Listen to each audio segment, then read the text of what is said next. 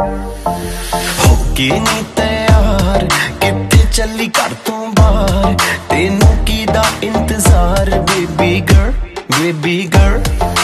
होके नी तैयार किते चली घर तो बाहर, तेनू कीदा इंतजार बेबी गर्ल।